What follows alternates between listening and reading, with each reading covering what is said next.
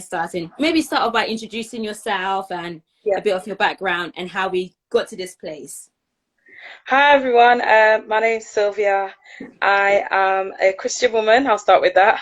I'm a mum of two, an author, a blogger, and also an occupational therapist by profession. I work in the NHS, National Health Service in England. So I've been following Vanessa for a couple of months, and I finally got the opportunity to read her book. I think I pretty much finished it in a day. Everyone says that, you know. No, I never mentioned that. So I finished it, and then I realized that there was a lot of similarities in our personal experiences. I moved to the UK when I was younger as well, same as Vanessa, and there were a lot of the experiences she was talking about. I could really relate to it. So I just decided to just message her on Instagram and give her some feedback, and it kind of just went from there, really.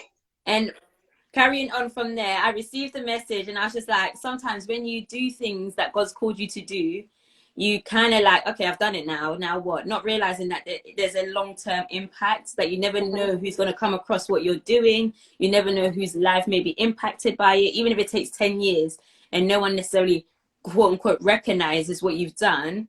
But I really appreciated your message. And with that, I went onto Sylvia's profile and saw that she is an advocate for mental health, especially with mums who've experienced it. And that's what's influenced the show, because about 6 months ago?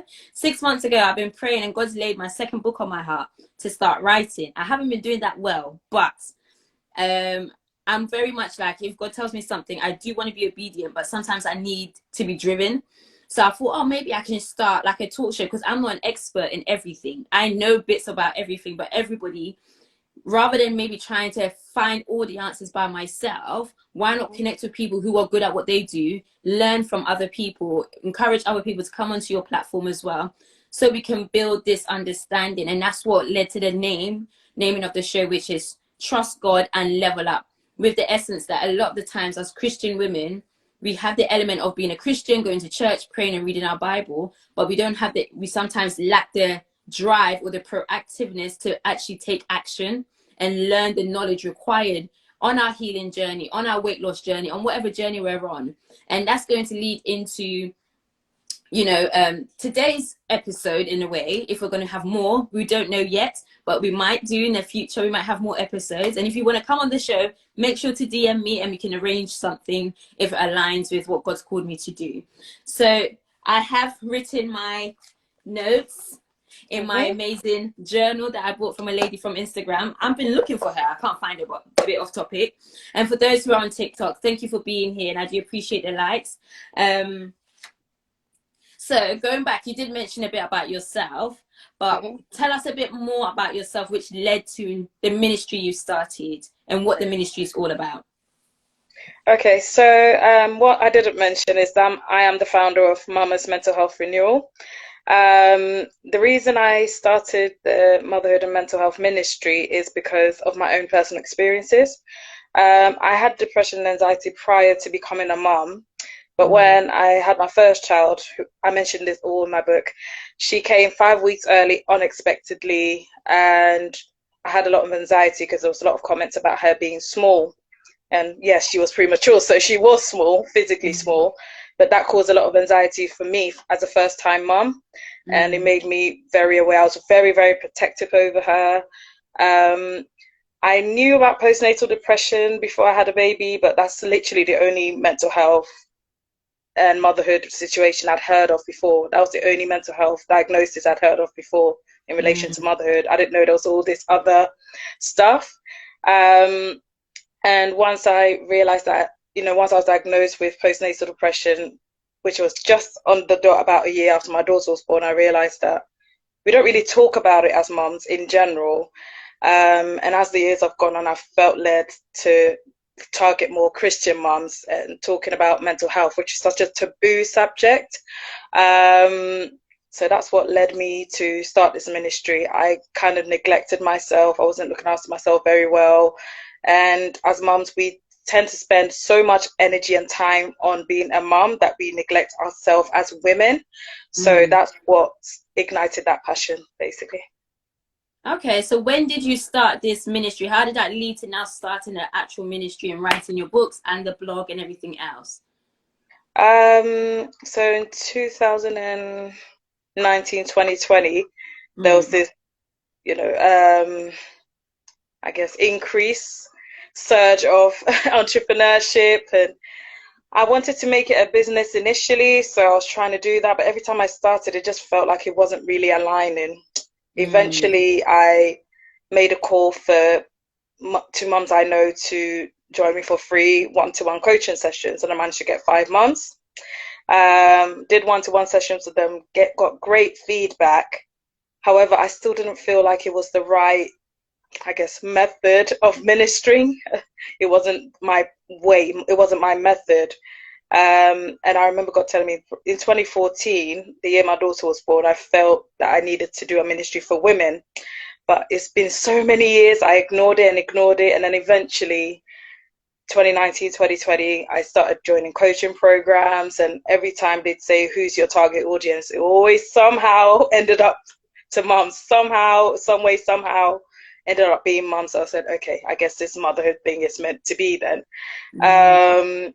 So kind of developed from there really, and decided to focus on motherhood and mental health for Christian moms specifically. So that's how that came about. Yeah. So I don't know if I fully answered the question, No, but you have that from your own personal experience that's influenced the ministry. And sometimes, if anyone who may be online with me, I'm very entrepreneurial. I'm very about get your hustle on. But sometimes there's certain elements where it's just ministry, and sometimes you just have to let go of that. You might not make any money, but you are in alignment with what God's called you to do. So it's yeah. amazing that you're building and being obedient to God. But that's now going to segue straight into what we came on this show for. And we're Mm-hmm. talking about the managing your mental health as a Christian mom. I did have Yeah. a few people saying, is it just for moms? And I said, no, it's for Christian women, future moms, wives as well. But there will be an emphasis on the fact that being a Christian mom has its own Yes. layers that you have to deal with as well. And we will Mm-hmm. go into more detail about it as well. So with that being said, the word mental health is a very big, commercialized term that people Mm-hmm. are not, I won't say throwing around, but people use a lot loosely than we did maybe 5-10 years ago. So Yeah. with that being said, how would you describe mental health, the word mental health? What does it actually mean? How I would define it, so we've got mental health and we've got physical health. I like to actually use the term mental illness, because we talk about physical illness, so you're physically unwell, and then you've got mental illness, which is you being mentally unwell. In my book, I described a little bit, talked about a continuum. So you've got being healthy on one side, being ill on the other side, and we're kind of swinging in between being mentally ill and mentally healthy at Mm. different points in our lives.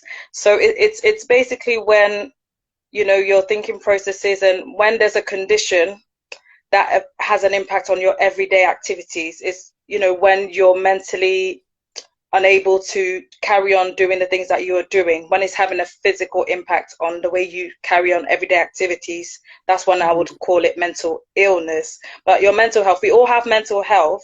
We all have a way of dealing with things, managing stress and managing everyday activities, but it's when it has a negative impact and there is no physical disease or illness, that's when I would say it's mental illness. Sorry, that's how I describe Okay, it. so just to clarify, so when someone says Yeah. I'm having mental health issues, would Yes, that still fall under mental illness, or would there it be can I'm do. having mental health issues, but then you've got mental health illness? Are they two separate things?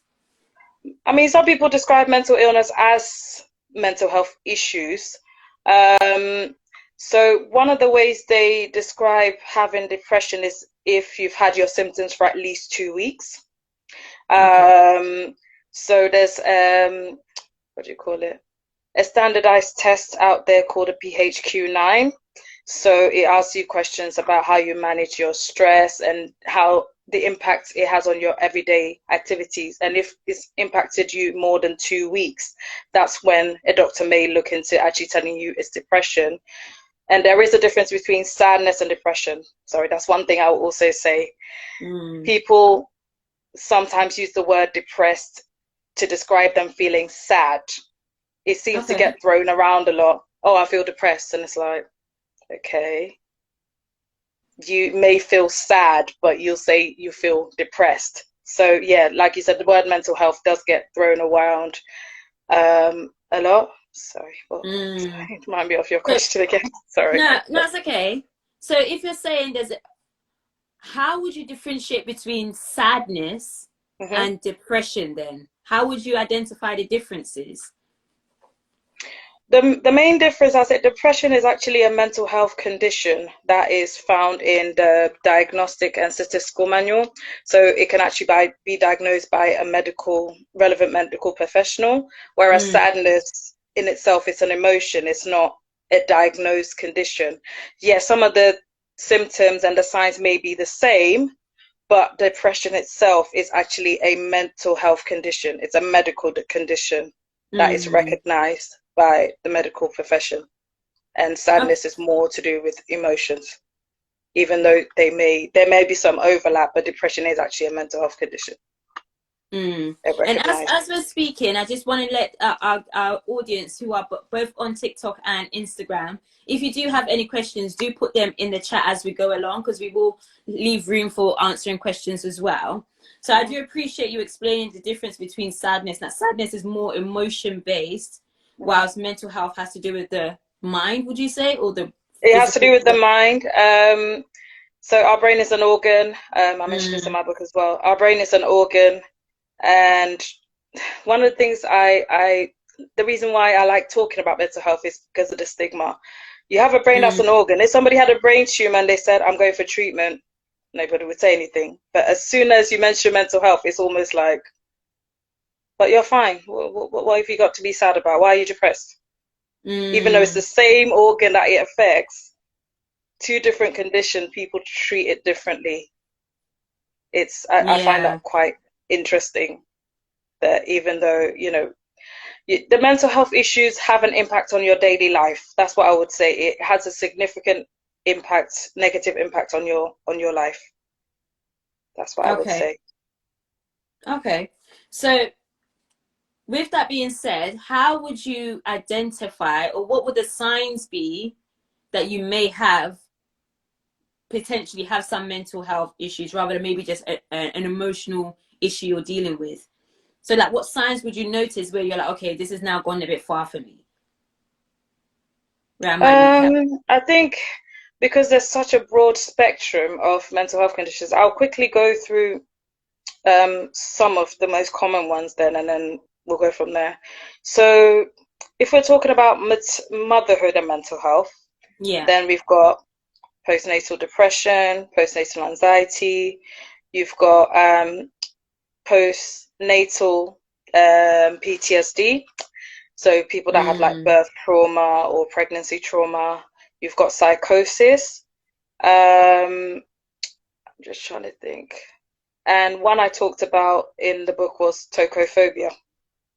So tocophobia is the fear of pregnancy and or childbirth.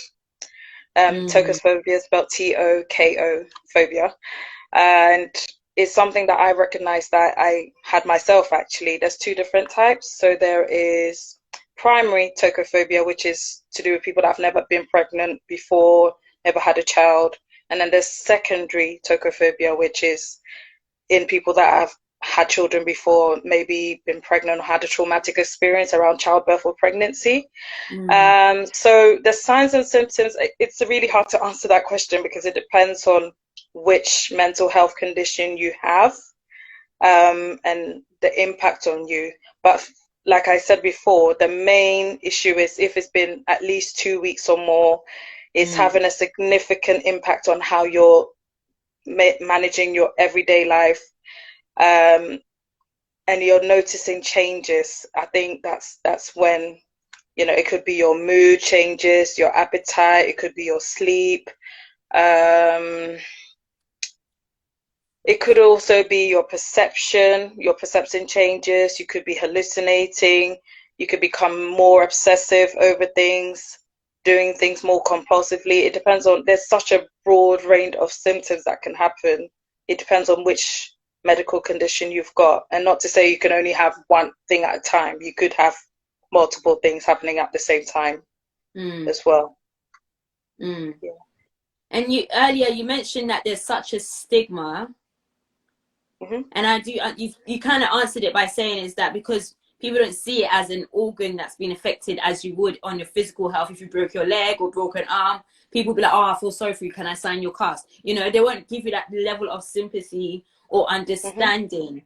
Is it that, do you think it's due to the lack of understanding? Then we're going to bring it closer to home in terms of, as Christians, why is there such a stigma when it comes to mental health issues? Okay. So as an African, one of the things I've noticed is that we very much believe in the spiritual, and a lot of people in the African and Black community kind of blame things on, oh, it's a demon, it's a spirit, pray about it, it'll go away. Why are you saying you're depressed? Why are you saying you're anxious? The Bible says we should not be anxious, therefore you should not be anxious. And it's like, yeah, but I know the Bible says that, but I am experiencing these symptoms. And yes, I do believe in the power of prayer, but I'm struggling here. Can you please help me out, rather than just telling me to pray about it? Because that's not solving. I need practical support, not just prayer. Prayer is great. Pray for me and then come and help me as well, please. I'd really appreciate that. So the stigma, I think, is to do with the culture and the culture that you come from. I think that plays a big role in mental health, and the fact that it can't be seen as well. So I think people probably don't take it as seriously. It's very, very true. I was speaking to someone earlier today, actually, and when I mentioned mental health, they automatically said 100% it's spiritual. Like everything happens in the spiritual realm, and obviously may have a physical manifestation of it. And they've witnessed people being delivered, as in physically, you know, praying for them and deliverance happening, and they don't have those mental health issues anymore. And I was like, fair play. But then it doesn't take away the fact that people do still struggle, and people still may need physical help or medical help and, you know, support, even though they may be going through it.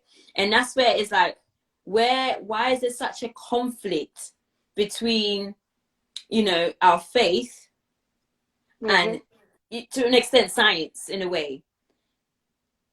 And from your view, what do you think? How would you get someone to feel a bit more comfortable that if you are struggling, it is okay to go to the doctor in a way?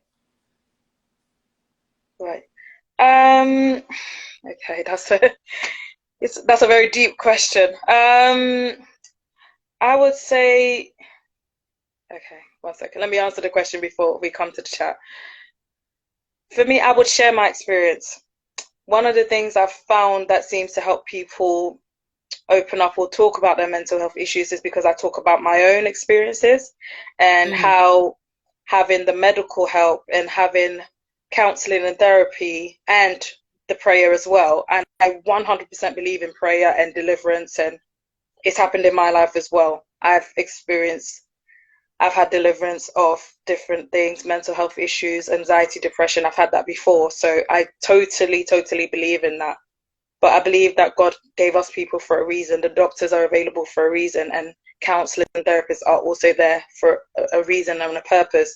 And in different seasons, depending on the difficulties that you're going through, I think it's great to tap into all of them. I believe that all of them have their place. And for one person, the prayer may be the main thing they need, and that's fine. But I'm not going to say, oh, if you go on antidepressants or an anxiety medication, then you don't believe in God. That's far from the case, because everyone is individual. Everyone's circumstances is different. Everyone's body is different. God may be directing somebody to have certain medication that may help them to manage it, and for other people it may not necessarily be for them. You know, it's hit and miss with any medicine you take. It could work for you, it may not work for you. I've had antidepressants before and felt like it hasn't worked, and I've decided to stop them. And other seasons I've had counseling, and on another season I had the prayer and the deliverance, and I believe that they all are very important and they all have their place. So I just wanted to mention that. Mm. And I have this specific question. I don't know if you may be able to answer it, but when you go on medication, for example, is there an Mm-hmm. element of addiction to it where it becomes a catch-22 where you now become dependent on it that you can't come off it? Is that potentially, is there an element of truth to that, or am I completely off in saying that? Um, Potentially with any medication, yeah, it depends on the side effects. It depends on how your body reacts to it. Mm. I made a personal decision when I got to a point when I was having the antidepressants, which don't always work straight away. So I will mention that if you are considering Okay. having antidepressants, it takes time for it to kick in. So you may go to your Like doctor and how say, "Oh, long? I'm depressed." I think it depends on which one you get given. Mm. Several weeks at least, for your Mm. body to get used to it, for it to actually start doing its job. But I think it depends on which one you get. You'll have to discuss that with your doctor, obviously, at the time you receive it, and they can give you advice. But no, it doesn't. You don't just start taking it today and it starts working. Mm. Certainly, the ones I had, that's not how it worked. It took several weeks, and you could have side effects, as with any medication. So obviously, it's weighing up that risk and discussing it with your relevant health professional. Sorry, do you want me to answer any questions now, or we leave it till Yeah, later? let's actually answer some before we carry on so it doesn't go too far up. So where are we? So the question was agreed, but what do you do with the physical aspect? So I think that was related to when you prayed and been prayed for, received deliverance. Mm-hmm. I'm assuming that's correct in terms of the question, and that's dependent on a person's response, the medication, and the extent of the illness at the time of treatment initiation. So it's more statements, I think, in regards to, even though you may go and get prayed for, you may go for deliverance. Yeah. So the question is, you go for prayer, you Mm-hmm. go for deliverance. Do you Mm-hmm. still go to the doctors? Because is that counterproductive to what you've been delivered from? And if you're walking in your deliverance, I mean, I believe that deliverance is a continuous process. mm, It's not necessarily you get prayed for once is all gone. Although with the example in the Bible we have is the madman of Gadara, mm, who got delivered of a legion, as they call it, a legion of demons, and they all left. But obviously we don't know what happened because we didn't get an after story with that. But I believe that yeah, deliverance is continuous, because if we don't keep dealing with that spiritual aspect, it could come back. The mm, Bible does say that, if you get delivered from one spirit, if you don't deal with that spiritual issue, the spirit can come back with another seven that is stronger than it. So I yeah, believe that deliverance is a continuous process. So yeah, you can be prayed for, you could be delivered, but depending on what's happening spiritually, it could come back. I'm not saying that everyone that has a mental health issue is a demon. I just want to mm, put a disclaimer out there. I don't know what your individual circumstances. For some people could. So the thing is, some mental health symptoms are caused by physical issues. They actually mm, genuinely are. Like, people have tumors on their brain, they have an infection, and they could be showing symptoms of mental health issues. So there are genuinely mental health symptoms that are a result of a physical health issue. I want to put that out there as well. mm, Just because you're showing, maybe you're hallucinating or whatever symptoms you have, it doesn't necessarily mean that it's a mental health diagnosis. It could just be a symptom of a physical health condition. I just wanted to mention that mm. as well. That's actually really true. That there could be something on your actual brain why you're feeling how you are, or because you even have people where their whole accents changed, and then they go to the doctors and realize there's something that's actually, they've had a concussion or something's happened to their physical brain that has changed their whole personality. So there are physical reasons for mental health issues or illnesses that are out there. So with that being said, um we did this whole series, or this episode alone specifically, is all about how to manage your mental health as a Christian mum specifically, and Mm-hmm. also as a woman, people use the word therapy. Mm-hmm. And they say, oh, I have a therapist. You have people who are very pro therapy. They have the money to go to therapy. You know, they're doing it. They're loving it. And then you have people who are like, no, I will never do such a thing. What does therapy actually mean? Does it look like going to a therapist? And can you get it for free? Do you always have to pay for it? How would you describe it? Okay, so a therapist, officially, or a counselor is somebody that has been trained, and they are trained in specific listening skills, and they may use certain approaches in, it may just look like talking, but they have got training in specific techniques and listening skills, and also possibly giving advice. Every therapist has their own approach.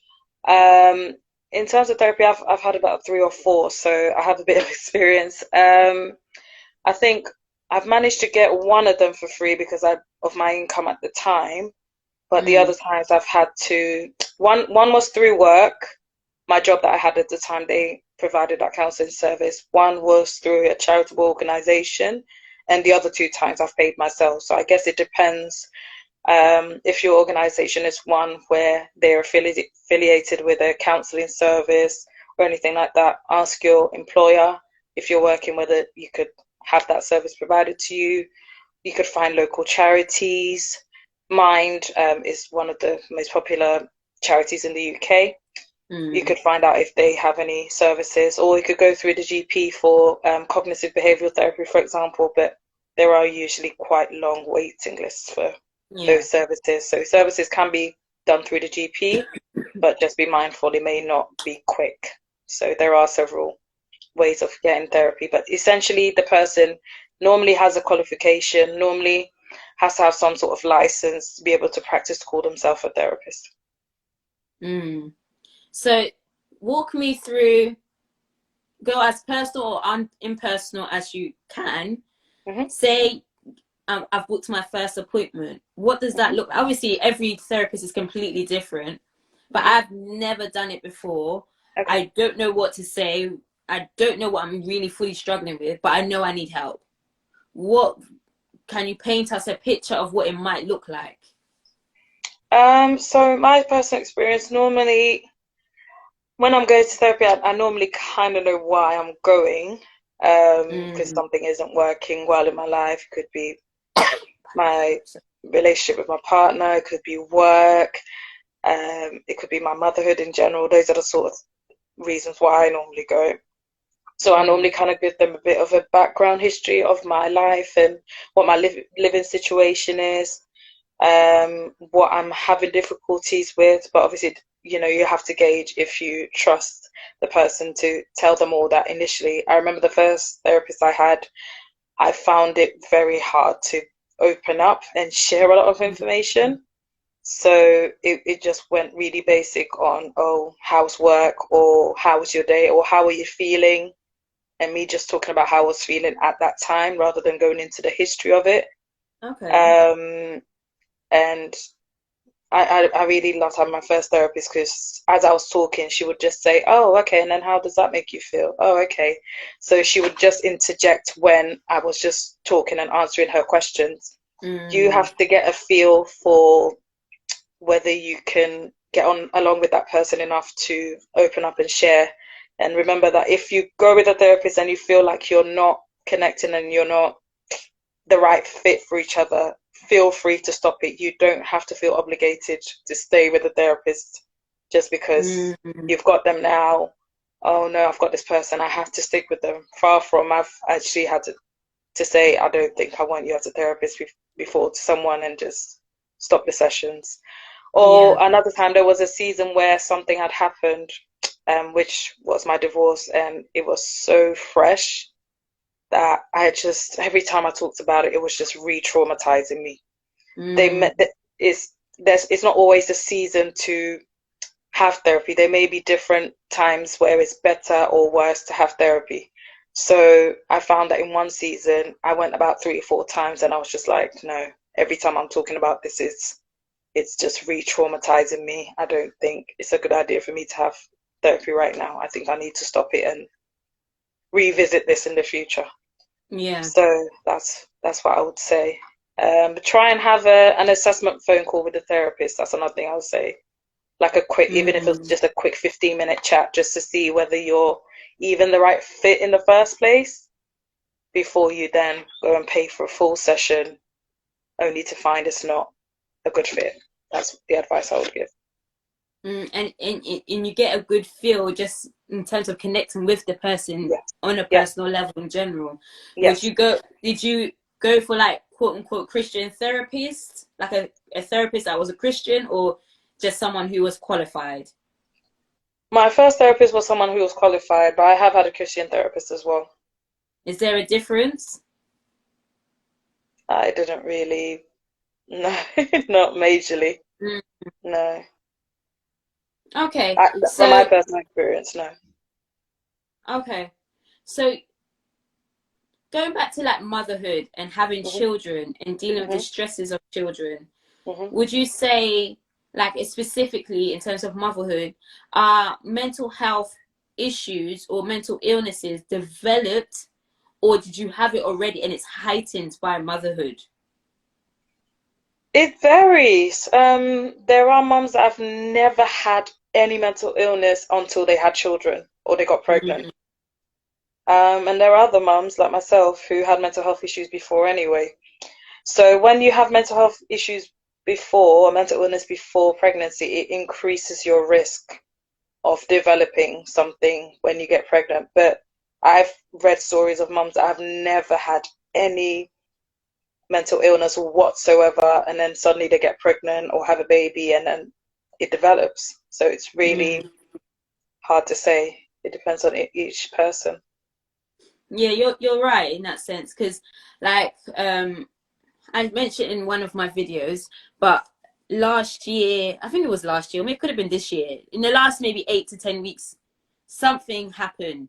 I wouldn't say I have mental illness, but I experienced extreme anxiety that I've never had in my life before. And it wasn't directly linked to maybe my children specifically, but it added to it.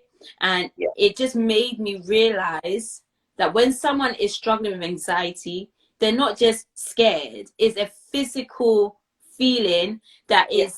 takes over your rationale, it takes over your mindset, it takes over how you process things, Yes. and it's giving me the grace for understanding other people. And some people may be on here and you've never really experienced it yourself to Mhm. fully understand it or to know how to deal with it when you're in it. So leading to managing before you even go to maybe the therapist or Mhm. getting to your GP, do you have any like tips that you will give to mums specifically if Mhm. you feel like I am struggling mentally? I don't know if I have a mental illness, but I am struggling mentally. What should I do? What advice would you give to another woman? Oh gosh. Okay. I'm struggling mentally. Like I said, depending, I have personal experience of depression and anxiety. So if it was one Mm, of those two, I yeah. feel that I could advise them. If it was something more like OCD or psychosis, I would probably point them to the charities support lines. Yeah. That's one way of dealing with it. If you really don't want to deal with your GP, there are mental health support lines, a lot of them free helplines that you can access to. You can talk anonymously, just say what you have to say. You don't have to say what your name is. Talk to somebody on the phone, call the Samaritans in the UK, and talk about it that way and just get it off your chest. Just sometimes talking is what helps, writing it down, going for a walk, just the normal everyday things that we need to do. Sometimes having time for yourself. Sometimes a lot of Mm, these mental health issues are triggered because we're so busy being mums, doing mum things, taking care of the children, taking care of the house, working on a job, working in a business. We're so busy, busy, busy, busy. The fact that we don't take time to pause and stop sometimes is what can cause these symptoms to happen. So it's actually getting back to taking care of ourselves as women, just you as a person, not the mom, not the Mm. wife, not the business owner, not the career woman, just you as a person, getting back to doing what you love and enjoy, taking time out for yourself, going away somewhere, going out with friends, just doing stuff for yourself, just to get back in tune with who you are as a person. Mm. Um, and having time away to give you time to reflect, to think about your needs and your goals and your passions in life. That's what I would start. And if you reflect and you think about it and you think, oh, actually, maybe I do need a bit of help, this is more than I can handle, then obviously you can go to the GP and do it. Another thing I'll mention though, mental health issues, have a look at your hormonal levels as well. You'd be Mm. surprised how maybe low iron level, low calcium level, just get some blood work done. There's so many, mental health can be caused by so many, mental illness rather, can be caused by so many different physical factors. So Mm. having blood work done may also be another area, because it could also be that. What if it's the menopause? What if there's so many other factors to consider when you have it comes to mental illness that you may also need to look into. I just thought I'd mention that because that came into my head. Mm. So essentially, take some time for yourself.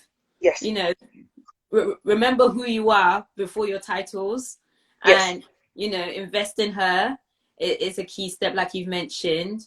You know, get away if you can. Get some hmm, childcare and just have a time to yourself. Go for a walk, whatever it is, because there are times, especially when the kids are very, very young and they can't speak and they just cry and cry and cry, and there's no one hmm, around to help you, hmm, or hmm, you don't have family close enough, or you have a partner but they're working, so you have to have grace for them as well, yeah, or you're having marital problems on top of your children having to yes, deal with them, and you just don't know how to cope and the pressures of life alone.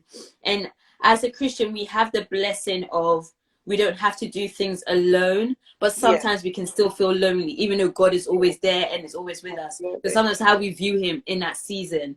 So you've given such amazing points in that regard. So my next question is: can mental illness be cured, or is it just managed, or I wouldn't say suppressed, but can mental illness go away like it never happened? Or do you think it leaves an imprint on your brain if there's been a trauma or something that's happened? Is Mm. there, but you learn how to manage it or deal with it?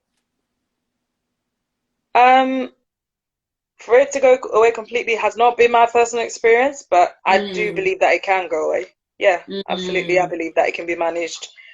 We can have deliverance and it can completely go. I believe in all of that. But like I said, that is not my personal experience.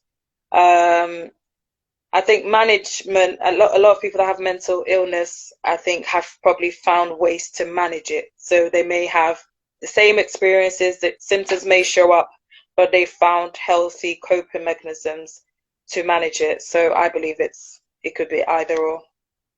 That's my personal belief. mm. So it depends on you individually, really. Yes. And like every emotion, you may be hormonal, you never know what's happening, but when you are in that season, recognize it and put the right tools in place.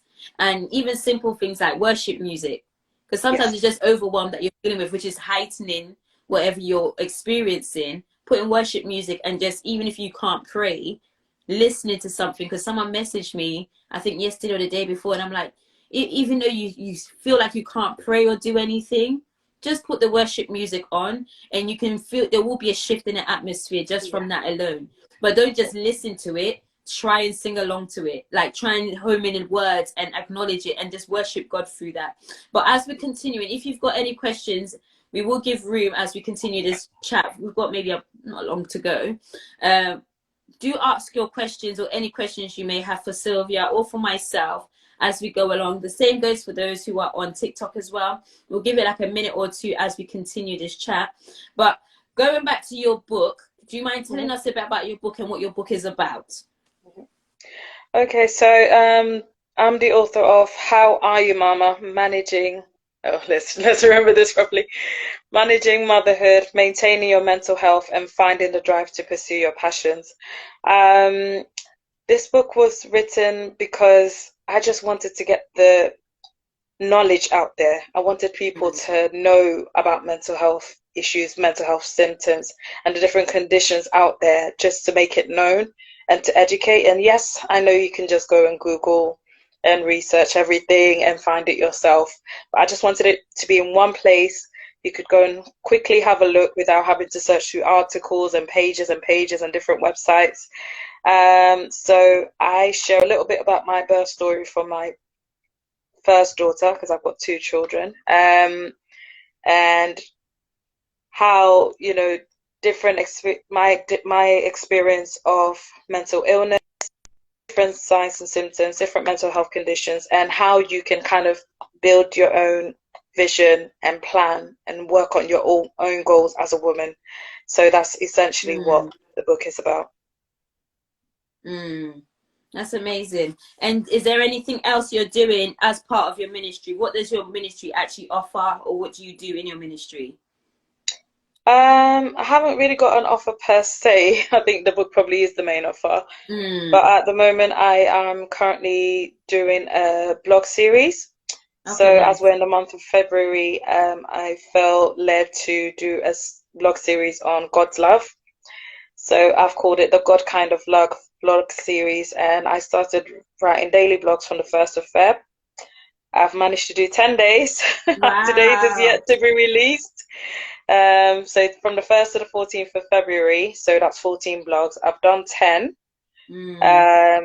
Today's will be released after this live, and I'm basing it on 1 Corinthians 13, 4-8. But I haven't done it in the order. I just kind of did it as I've felt led. Yeah. So I've done kindness, patience, love does not hold a record of wrongs. There's lots of different ones. It's on my website, which is available in the link on my bio of my page. So feel free to go and have a look. But yeah, I haven't really got an offer per se apart from the book at the moment.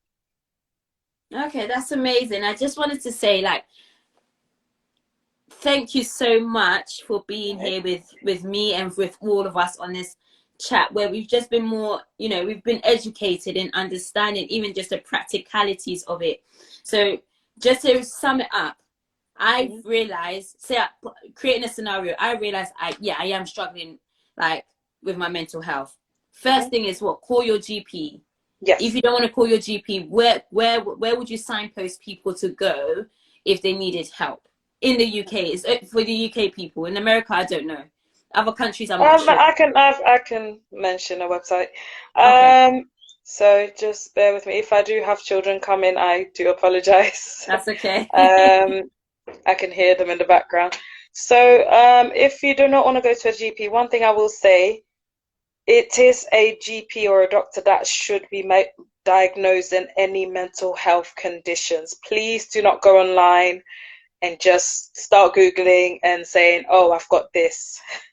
Because like I mentioned earlier, mental health issues can be caused by physical symptoms. So if there's any blood work or any physical tests that need to be done, maybe let your GP do that, because there could be a different underlying cause. So if you do not want to go to the GP though, you really just don't want to go, no problem. The main charities I can mention quickly, I can send the details to you for you to put on the caption. Perinatal Mental Health Partnership. They're a UK charity that deals with maternal mental health issues. There is PANDA, which stands for Postnatal Anxiety and Depression Association, something along those lines. Just trying to think. There's Mind, as in your mind. There is the Mental Health Foundation. All those organizations provide information on mental health. I actually have a list of charities in my book as well. I can't remember all of them right now on the top of my head. And for my international friends, there is the Postpartum International. They're probably more North America based, so their website has a list of therapists that are specifically trained to deal with maternal mental health issues. So if you go to Postpartum International, I've looked on there. I couldn't really find many UK-based Yeah. therapists on there. It's more for the North Americans. I would say the Canadians and Americans. So they could try there. And in terms of other countries, I found a link on Wikipedia that has contact details for the mental health line you can call for different countries all over the world. So, like I said, I can share that with you.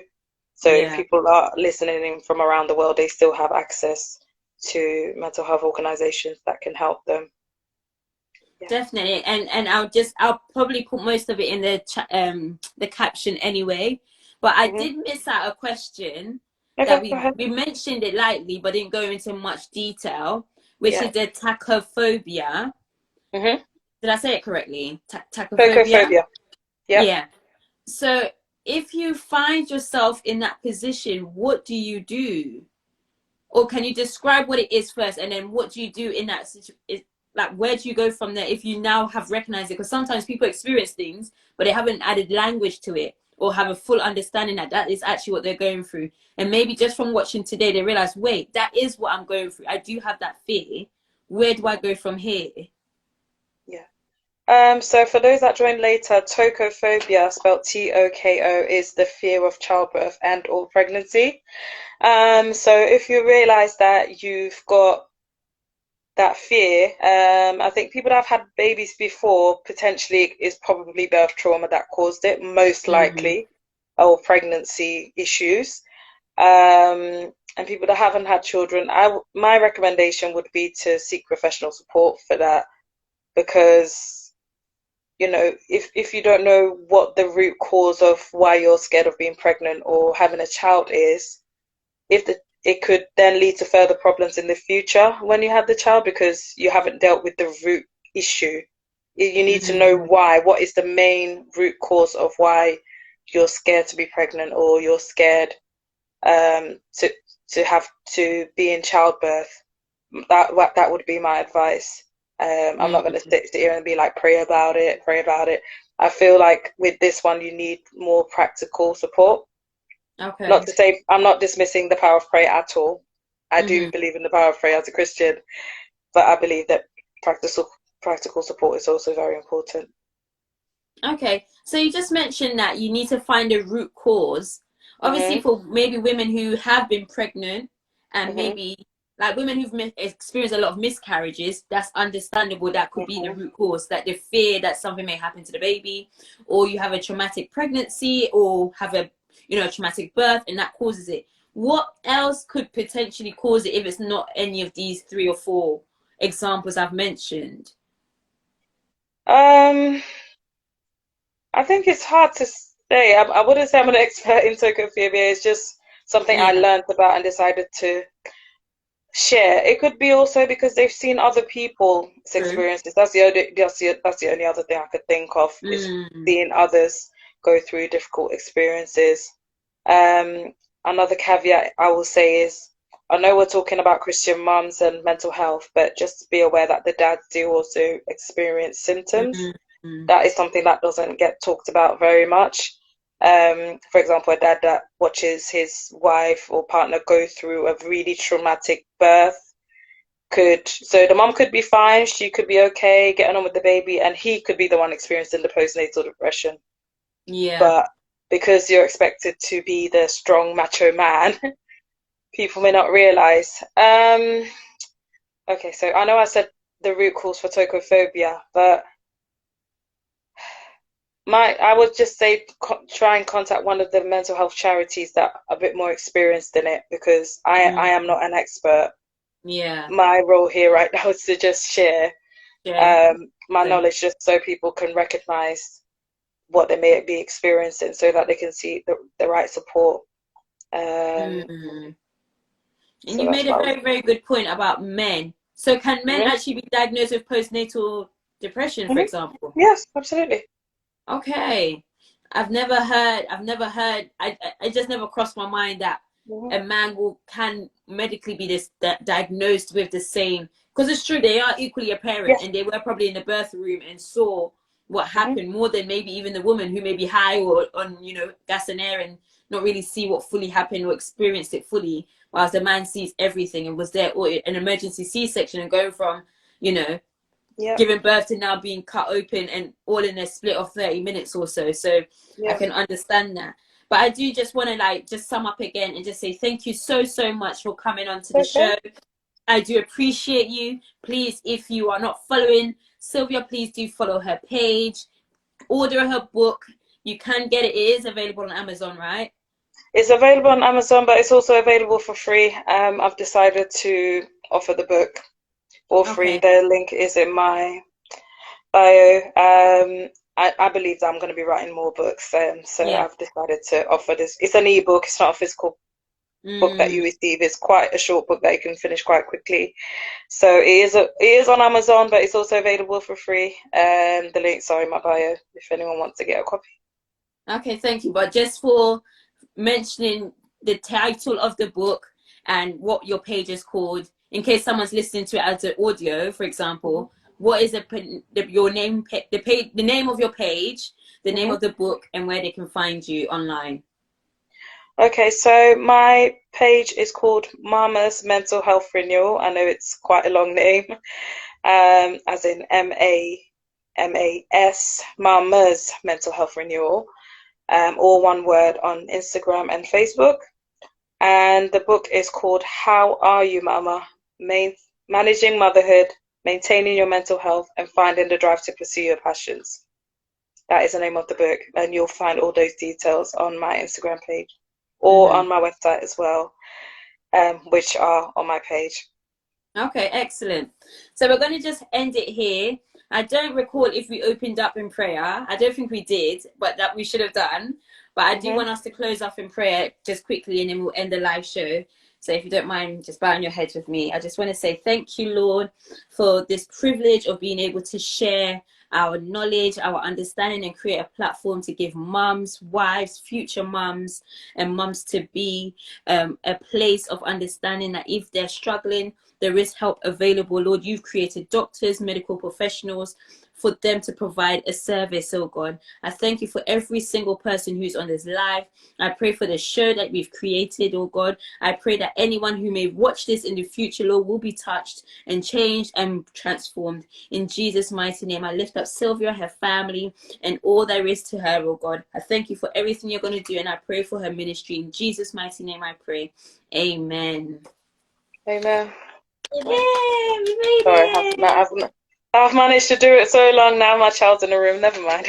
Oh, wow. This is real mom life for you. Okay. Thank you so much. I really do appreciate you. So I'm just going to end the live, or I don't know if you can come out of it. I don't know how to do it. Are you able to end it? And I'll just say bye to everyone who's online and end the live officially. Okay, bye. So see you later. So we've done it, guys. We've ended our first episode of Trust God and Level Up. And this is a show that has no plans fully in place yet, but I'm trusting that God will bring the people who are meant to be on the show, and God will connect me with the right people so we can just have a conversation. It's a year of collaboration. Let us connect. Please do DM me if you are interested of coming on the show so we can have discussions, because it's all about, we're going to learn to trust God, but we're also going to learn how to level up. Educate ourselves. Some people may not have heard the word Tocophobia before, but now you know what it is, and understanding that it is a fear of pregnancy and childbirth. Maybe you may be going through that and not even realize that there's an actual word for it. So I'm just going to end the live now, end it on those who are on TikTok as well. And I do appreciate you all for being here with me. So have a blessed evening, and God bless you all.